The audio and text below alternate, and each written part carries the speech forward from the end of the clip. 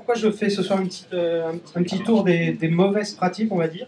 C'est que le dernier HTML5 Meetup, en fait, quand je suis sorti avec plein d'idées dans la tête, en me disant ouais, ils ont parlé de ça, ils ont parlé de ça, mais moi je suis pas tout à fait d'accord.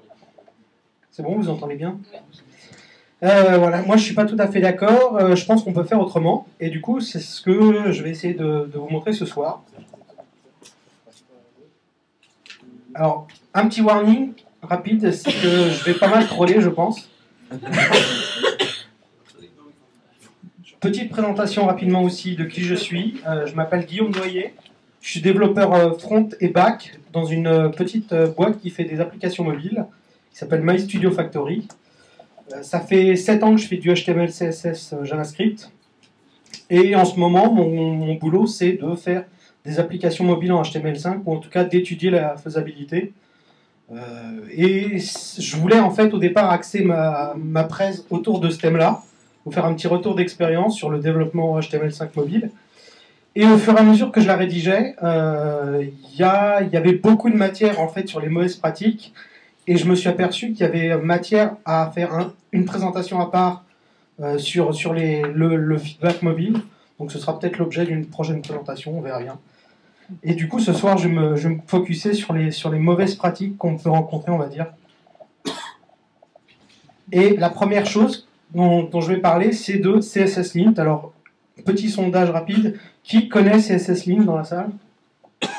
D'accord, il y en a une petite partie. Rapidement, CSS-Lint, c'est un outil qui va checker votre code pour essayer d'identifier des mauvaises pratiques, justement, enfin ce qu'ils pensent être des mauvaises pratiques. Voilà, je vous ai listé rapidement les règles principales que recommande CSS-Lint. Mais moi, du coup, je vous mets un warning là-dessus, et je vous dis que la plupart, c'est du bullshit. Et pourquoi je dis ça? Parce que CSS, c'est un langage visuel, et qu'il n'y a aucun outil magique qui va pouvoir vous dire si votre code est approprié ou pas, par rapport à votre design, évidemment. Et donc, je détaille un peu plus pourquoi telle ou telle règle n'est pas forcément une bonne chose. Je vais pas m'attarder sur l'ensemble, je vais juste prendre deux exemples. La deuxième dans cette liste-là, qui est ne pas utiliser les adjoining classes. Alors, c'est quoi les adjoining classes? C'est d'utiliser point quelque chose, point quelque chose, point quelque chose. Alors, moi, je suis pas d'accord. C'est une fonctionnalité CSS. La seule raison évoquée par CSS-Lint, c'est que ça posait des problèmes dans IE 6. Sauf que IE 6, ben voilà, on s'en fout un peu maintenant à l'heure actuelle. Donc, utilisez les adjoining classes tant que vous voulez. Il n'y a pas de problème. C'est une CSS feature. Voilà, mangez-en. Et la deuxième, qui est la plus grosse, à mon sens, bullshit des CSS rules, qui est le Don't Use IDs in Selector. Voilà. Je vais revenir plus en détail sur celle-là. Oui, alors rapidement, la plupart des règles, en fait, elles sont soit hautement contestées parmi la communauté, soit c'est de la logique vraiment basique. Vous la lirez, vous verrez bien, il y en a certaines, elles coulent de source. Et les autres, qui sont des considérations plutôt au niveau design, donc ça n'a aucun intérêt en CSS. Ça, c'est plutôt du côté ergonomie et design qu'on peut les discuter. Et je vais faire écho à un article de Matt Wilcox qui est excellent, qui résume complètement tout ce que je vous dis ce soir, qui partage, je pense, mon point de vue sur un certain nombre de choses, que je vous encourage à aller lire, qui est vachement intéressant. Et grosso modo, qu'est-ce qu'il dit? Il dit que CSS-Lint va vous faire plus de mal que de bien, et qui va vous faire aboutir à un code plutôt bloated, qui est recroquevillé sur lui-même, voilà, j'ai pas la traduction française, mais pardon, bouffi, voilà, bouffi. Je le saurai pour la prochaine fois. Donc c'est pas forcément une bonne chose. Vous pouvez vous en passer. Et je reviens juste sur Don't Use IDs in Selector, voilà, avec une petite image de troll qui va bien. Et je vais vous dire quand et pourquoi vous devriez utiliser les IDs. Les IDs dans les sélecteurs sont parfaits pour la contextualisation. Typiquement la contextualisation par page. C'est très vrai dans le cadre du mobile, où vous allez avoir des designs potentiellement différents selon les pages, avec potentiellement aussi plusieurs pages affichées en même temps dans le body. Donc, pas forcément visible, mais on va dire en même temps, avec des transitions éventuellement. Et donc, du coup, les ID sont très importants. Ici, admettons que j'ai une page de login avec des styles particuliers que je vais pouvoir aller taper via un sélecteur ID. Petit rappel aussi rapidement, les ID sont plus rapides que les classes en CSS, comme je disais d'ailleurs, même si c'est très peu, mais c'est toujours bon de le savoir. Oui, non? Il y a des exemples qui sont faux. D'accord, ok. Autant pour moi. La règle est bonne, mais les exemples ne sont pas. Ouais, alors aussi, petit rappel donc, les sélecteurs sont résolus de droite à gauche. Donc, on verra avec Anthony après, j'en discuterai, ça m'intéresse. Mais grosso modo, l'ID est plus rapide que la classe. Bon, enfin voilà, vous regardez par vous-même, on pourra en discuter après éventuellement avec ceux qui ne sont pas d'accord. Je ne prétends pas avoir la vérité. Hein. Deuxième point, je vais vous parler aussi des frameworks CSS et pourquoi je n'aime pas les frameworks CSS.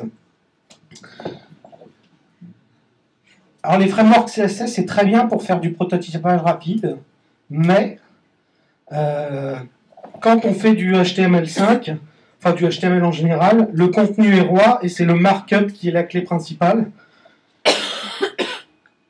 Le web d'aujourd'hui, on va dire que c'est une base de code et plusieurs expériences utilisateurs. Donc une expérience mobile, une expérience tablette, une expérience desktop. Bientôt demain peut-être de la TV. Pourquoi pas des montres, avis à ceux qui suivent l'actu. J'en oublie peut-être, il y en aura peut-être d'autres aussi. Et donc du coup, le HTML5, c'est du HTML, du markup, du style et des interactions. Donc tout ça, c'est pour introduire mon idée qui va arriver tout de suite. C'est que le markup ne doit pas contenir d'interaction. Donc on voit bien le on-click là qui est un peu cochon. On sait tous que c'est pas bien de le faire. Il faut mettre ça dans un script à part. De même, le markup ne doit pas contenir de style. Voilà, je pense que tout le monde sera d'accord. Mais dans la même idée, voici ce que font la plupart des frameworks, pour ne pas dire tous. Finalement, ils remettent du style dans le markup via des noms de classes. Donc c'est pas bien, c'est pas sémantique. Il n'y a pas besoin de faire ça. On peut s'en passer. Si vous mettez des class names sémantiques, vous pouvez très bien les taper en CSS via des sélecteurs classiques. Et un autre gros problème des frameworks CSS, c'est que la plupart utilisent des grilles. Alors les grilles, c'était très bien à l'époque où on faisait que du desktop, mais maintenant on fait du mobile. Du coup, ce que vous mettez en grille, vous le mettez pour du desktop, mais ça perd tout son sens dès que vous faites du mobile ou de la tablette ou autre. Donc il n'y a pas besoin. Et puis de regarder un peu ce qui se passe dans le bootstrap.responsive de Twitter Bootstrap. Je vais juste dérouler un petit peu de code. Hein. J'en ai juste copié une partie. Voilà. Je vous laisse juger, mais pour moi, ça me fait mal aux yeux. Voilà.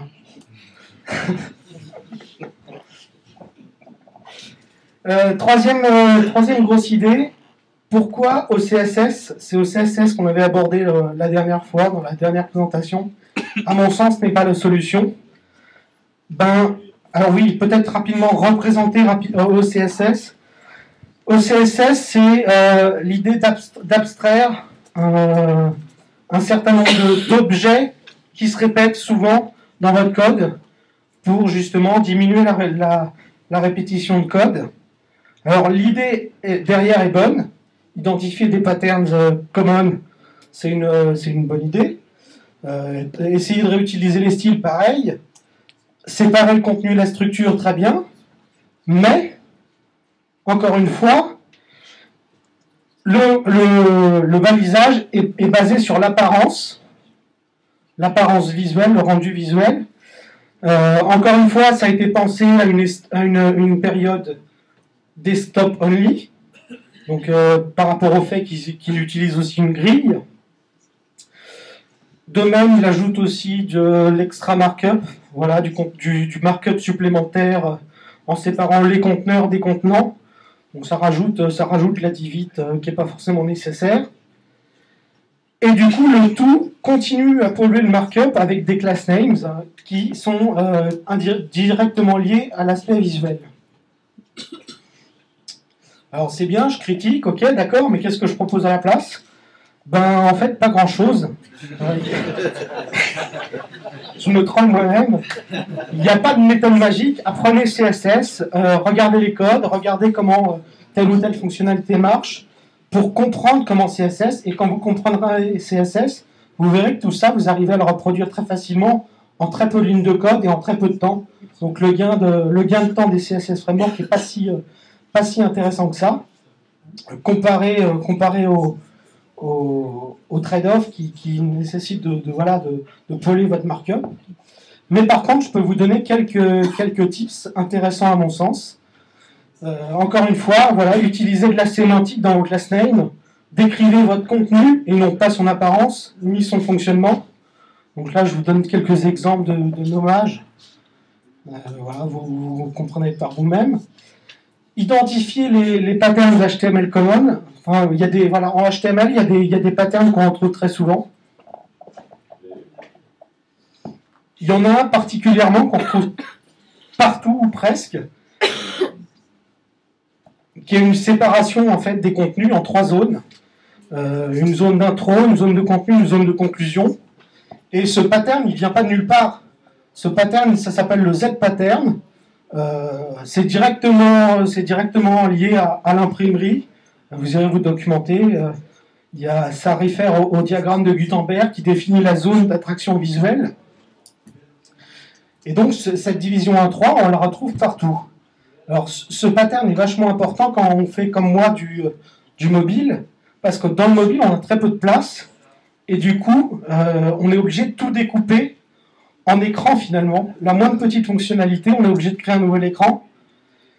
Et du coup, ce pattern en trois zones est important pour donner un contexte, un contenu, et évidemment une action qui permet de continuer. Voilà, je vous donne un petit exemple, je passe pas dessus.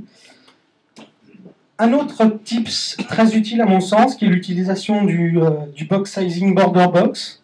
Je vous ai mis un lien, je pense que vous pourrez aller le lire, mais c'est très intéressant. Ça permet de... Je ne sais pas si j'ai mis un exemple derrière. Non, ça permet de mettre par exemple... bon allez, on va pas s'attarder. Vas-y. Les pizzas, elles sont très en retard. Elles sont très en retard, d'accord. Alors, le border box vous permet d'utiliser en fait, le box model d'Internet Explorer. Alors, je sais, certains ont crié, mais en fait, le box model d'Internet Explorer est, à mon sens, plus intéressant que le box model W3C, puisqu'il permet, par exemple, de fixer des dimensions en pourcentage et de fixer du padding en pixels. Et le padding sera géré automatiquement et votre contenu fera bien, au final, votre pourcentage, moins le padding, moins les bordures que vous aurez mises. Donc c'est assez pratique, ça évite de faire de la divite à plusieurs niveaux pour gérer des paddings, des margines, des bordures. Un autre type, à mon sens, qui est vachement important, qui est l'utilisation et la surutilisation du inline box, avec le fixe qui va bien pour fixer les espacements entre les éléments. Grosso modo, je n'utilise plus que de l'inline box, le float plus jamais. L'inline box aussi permet de faire du vertical alignement, voilà, assez pratique quand on veut mettre les choses aux petits oignons. Évitez à tout prix les dimensions fixes, sauf des cas spécifiques, comme par exemple les icônes. Mais évitez ça quand vous voulez faire du responsive. Utilisez éventuellement, si vous avez besoin, plutôt les Minimax Widths en combinaison avec les Media Queries, évidemment.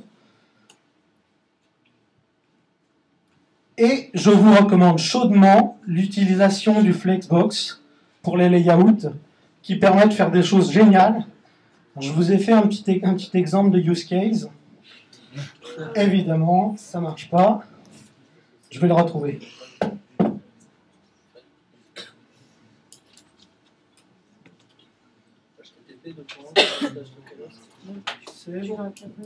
Non, c'est bon, je l'ai.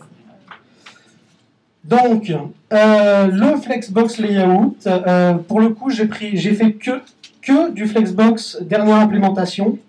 Il y a moyen il y a eu 3 implémentations différentes. Les derniers navigateurs en date sont en train de finaliser, on va dire, l'implémentation la dernière, la plus récente. Et on va dire que ça marche à peu près partout. Même sous IE 10. Alors, voici ce que vous permet de faire le Flexbox Layout. Il vous permet de faire des full screen, des pages en full screen. Donc là, si il me prenait l'envie de resizer ma page dans toutes les dimensions, voilà, il s'adapte complètement. Il n'y a pas un float, il n'y a pas un bout de JS. Hein. Tout ça, c'est du CSS. Donc ça, c'est une page simple. Je reviendrai sur la complexe plus tard. Il y a la split view, bien connue des développeurs iOS. Voilà, en double. La même en 3 colonnes, avec du scroll. Voilà. Le fameux Holy Grail, donc les 2 colonnes de la même hauteur, qu'on retrouve dans tous les blogs. Voilà. Le même en inversé. J'ai pas changé le markup. Hein. Tout ça, c'est le même markup. C'est juste un select qui fait un switch de CSS. Et enfin, les pages classiques au kilomètre. Voilà, avec mon block aside à la fin, que j'ai même pris la peine de diviser en 3 colonnes. Et la dernière, je reviens sur le full screen complexe. Alors, ceux qui ont un Mac et qui utilisent l'application Reader vont peut-être reconnaître un peu le design. C'est honteusement pompé. Et du coup, voilà, c'est une full screen page en 3 colonnes avec du layout complexe, lui-même divisé à chaque fois en 3 rows. Donc on retrouve notre Z pattern dont je vous parlais tout à l'heure. Et il y a du scroll. Et tout ça marche à peu près, voilà, sur tous les derniers navigateurs. Il y a quelques petits bugs sur Firefox. On attend ton patch. Écoute, j'ai déjà soumis des bug fixes.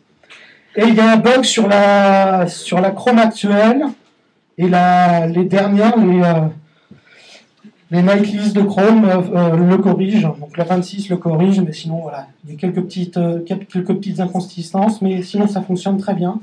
Et encore une fois, ça marche même sous IE 10, qui pour le coup lui utilise l'implémentation précédente, mais qui est à peu de choses près la même en fait au niveau code.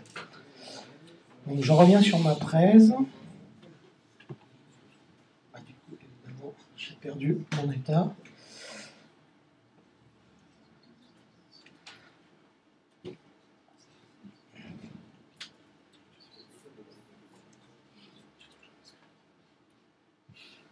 On y arrive. Voilà. Alors, un autre outil que j'utilise et dont j'abuse même, qui est les pseudo-classes after et before, qui permettent d'insérer du contenu partout sans insérer du markup supplémentaire. Je l'utilise beaucoup pour tout ce qui est icône, mais on peut l'utiliser pour plein de choses. J'ai un collègue qui a utilisé pour faire ça des shadows, voilà, avec une pente d'un côté, une pente de l'autre. Voilà, des trucs bien sympas, on peut en mettre partout, on peut en mettre sur plusieurs niveaux, ça permet de faire des trucs de fou, sans rajouter une gramme de markup. Et du coup, pour les perfs, c'est pas plus mal. Autre chose aussi, très pratique, les data attributes, qui vous évitent de rajouter des span hidden ou des choses comme ça pour vous mettre des éléments méta que vous avez besoin pour votre JavaScript ou autre. Vous pouvez directement les mettre sur vos balises en utilisant data- plus le nom que vous voulez. Et vous pouvez y accéder en JavaScript de façon classique. Il y a une API correcte pour ça, mais sinon, les API attributes marchent très bien.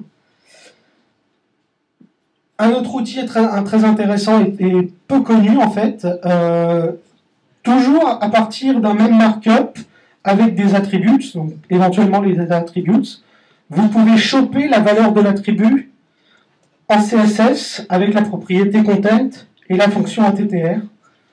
Donc c'est assez pratique aussi pour faire des petites choses sympas en CSS, en se basant sur le markup et sur certaines propriétés contextuelles. Pensez aussi à utiliser Display Table & Co.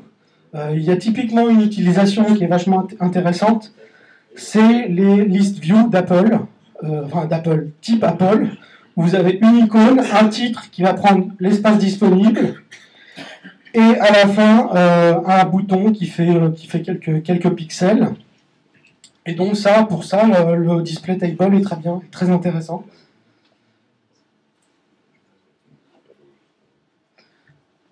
Également, je n'utilise plus de sprite depuis un petit bout de temps. Je suis tombé amoureux des data URL. Ça permet d'économiser une requête, évidemment. Alors, c'est pas grand-chose, une requête, mais ça permet d'éviter tous les problèmes qu'on a avec les sprites, qu'on pouvait avoir, qui étaient le dimensionnement des éléments en repeat, ou typiquement la gestion du background size depuis qu'on a du Retina, ce qu'on ne peut pas faire évidemment avec des sprites. Et ça, on peut très bien le faire avec des data URI. Alors, le data URI embed le contenu de votre image dans votre CSS. Et derrière, vous pouvez jouer avec en CSS comme n'importe quel autre contenu.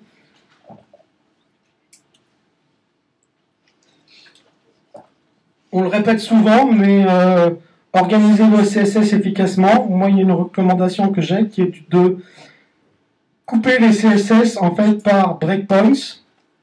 Donc, une première CSS qui va être globale, qui va être du fluide, qui va s'adapter, on va dire, à toutes les résolutions. Et ensuite, on monte dans les breakpoints. Donc, une première CSS à la limite 320 et supérieure, qui va optimiser pour les écrans qui ont au moins 300 pixels de large. Et après, on monte pareil dans les breakpoints. Voilà, à votre convenance. Autre chose, je suis assez partisan de l'inline des CSS dans les CSS, c'est-à-dire tout mettre en une seule ligne pour une même propriété. Alors c'est un peu touffu évidemment, mais ça permet très rapidement de scanner une page et de trouver en fait les blocs de CSS. Autre conseil également, joli bug reveal. Je vous conseille de grouper vos CSS en fait par fonctionnalité. Je pense que beaucoup le font déjà, mais on peut même aller plus loin en groupant certaines fois par les axes. Vous pouvez grouper par clearfix, par image remplacement, par gradients, enfin il y en a plein comme ça. Et qu'est-ce que ça donne? Ça donne quelque chose comme ça. Donc, si on reprend l'idée dont je vous parlais tout à l'heure, qui était d'avoir des sélecteurs sémantiques, vous prenez vos sélecteurs, plutôt que pour chaque sélecteur, évidemment, de dupliquer les règles de background, vous prenez vos sélecteurs et vous groupez par propriété, par fonctionnalité. Donc, ça donne un code un peu plus gros en termes de présentation. Mais ça permet de facilement gérer vos propriétés, vos fonctionnalités.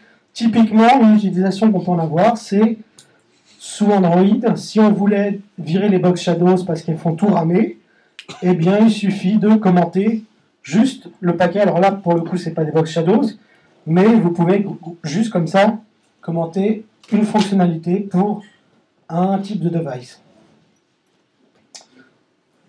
J'arrive à la fin.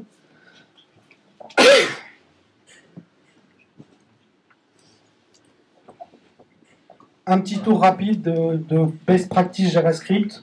Alors pareil, là aussi j'ai lagué parce qu'il y avait tellement à dire que je n'aurais pas le temps.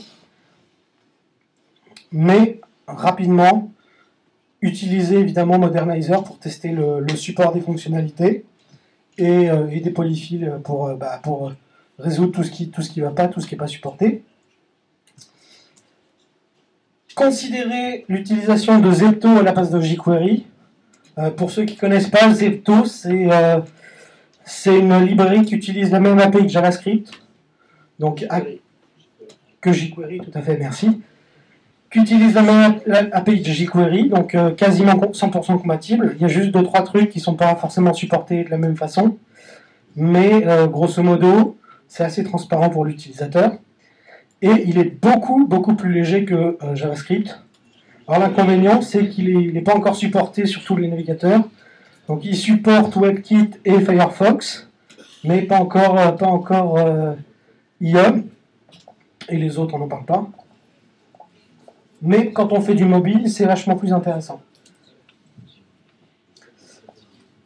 Pareil, quand vous faites des sélecteurs en JavaScript, pensez à utiliser soit le caching, soit la memoization. Donc c'est un peu la même chose, mais dans l'idée, vous récupérez votre sélecteur une fois et vous utilisez la valeur cachée, plutôt que là par exemple, vous faites 3 fois l'appel au sélecteur. Donc c'est pas génial en termes de perf. Vous faites 2 fois en trop. Je vous laisserai regarder si vous voulez plus tard. Utilisez l'event delegation pour tout ce qui est gestion des événements. Plutôt que de binder vos événements sur chacun des items, donc ici on en a 5, vous le faites une fois sur le parent et vous testez la target. Donc ce que gère nativement jQuery avec cette syntaxe on, event, plus le sélecteur de filtre, le filtre. Ou encore mieux, vous pouvez même binder sur le DOM et pareil, appliquer un test sur la target. En termes de perf, c'est vachement intéressant. Petit rappel, pareil en JavaScript, typiquement dans Sizel, qui est le module de gestion des sélecteurs de jQuery, et aussi de MooTools, il me semble. Les sélecteurs sont résolus de droite à gauche pour essayer d'être accord avec la façon dont c'est géré dans les browsers. Donc vous regarderez, il y a des mauvaises pratiques à éviter. Il y en a d'autres à préférer, d'utiliser le find tant que possible sur des hooks avec des ID et de gérer par exemple les filters avec les filters plutôt que de faire un gros sélecteur tout cochon avec 15 millions de règles de descendance. Et je finirai en vous disant que My Studio Factory recrute. Alors on ne voit pas à cause de mon petit bug, c'est sympa. On recrute, en plus c'est le plus important, on recrute des web développeurs front et back. Donc avis aux intéressés, je suis dispo après la 13. Et on recherche aussi des devs iOS, Android.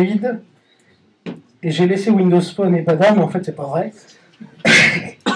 Et on cherche aussi évidemment des devs un peu touche à tout qui vont faire un peu de tout ça en même temps, ce serait super. Voilà, merci à vous, bon appétit.